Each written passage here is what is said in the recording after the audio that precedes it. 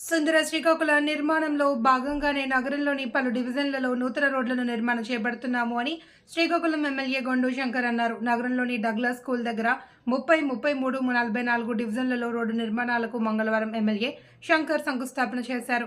నగర అభివృద్ధిలో ప్రతి ఒక్కరూ భాగస్వామ్యం కావాలి అని అధికారులు చిత్తశుద్ధితో విధులు నిర్వహించి ప్రజలకు సేవలు అందించేయాలి అని చెప్పారు.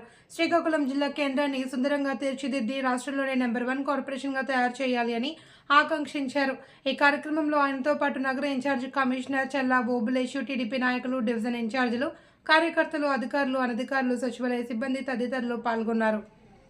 జరిగింది 2 నెలల్లో కంప్లీట్ చేసేస్తామని. ఎందుకంటే ఇక్కడ చాలా నీరు స్టాక్ అయిపోయి చాలా ప్రాబ్లం వర్షాకాలం మొదలవుతుంది కనుక వీలైనంత తొందరగా మీరు నాకు తెలిసి 2 నెలలు కూడా వద్దు, 4 రోజుల లోపలే ఈ డ్రైన్లు, ఈ రోడ్డు మెయిన్ కంప్లీట్ చేసి ఇది కాలనీ వాసులకి అందరికీ ఇది అందిస్తాం.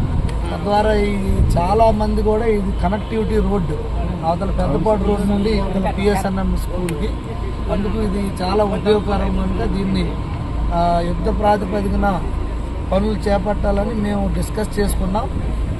కమిషనర్ గారు, మేము, అలాగే మున్సిపల్ ఇంజనీర్ గారు అందరూ కలిసి కూర్చున్నప్పుడు ఇది ప్రయారిటీ బేస్ మీద తీసుకొని ఈ వర్క్ని స్టార్ట్ చేయమని చెప్పడం జరిగింది. అందుకే ఈరోజు ఈ వర్క్ స్టార్ట్ చేశాం కనుక ప్రజలందరికీ అందుబాటులోకి వితిన్ 2 monthsలో తెస్తాం. మళ్ళీ ఇలాగే ఈరోజు నగరం మొత్తం మీద దగ్గర 80 వర్కులు ఉన్నాయి. 80 వర్కులు కూడా అందరు కాంట్రాక్టులకి టెండర్స్ కూడా అలాట్ అయ్యాయి, అందరికీ చేయమని చెప్పాం. ఈరోజు దాదాపు ఇంకొక 5-6 వర్క్స్ కొబ్బరికాయ కొట్టి శంకుస్థాపన చేస్తున్నాం. ఆ అన్ని వర్కులు కూడా యుద్ధ ప్రాతిపదికన స్టార్ట్ అవుతాయి. ఇక్కడ నుండి కంటిన్యూస్గా ఈ 80 వర్కులు ఏవైతే ఉన్నాయో ఇవన్నీ నగరంలో జరిగినట్లయితే దాదాపు ఒక కొలిక్కి వస్తుంది. ఇవి కాకుండా ఇంకా కొత్త వర్క్స్ ఏమున్నా అవి చేస్తూ ఇవన్నిటికంటే ప్రధానమైన సమస్య కూడా ఒక టెండర్ పిలవడం జరిగింది. డిపిఆర్ కన్సల్టెంట్స్ కూడా వచ్చారు.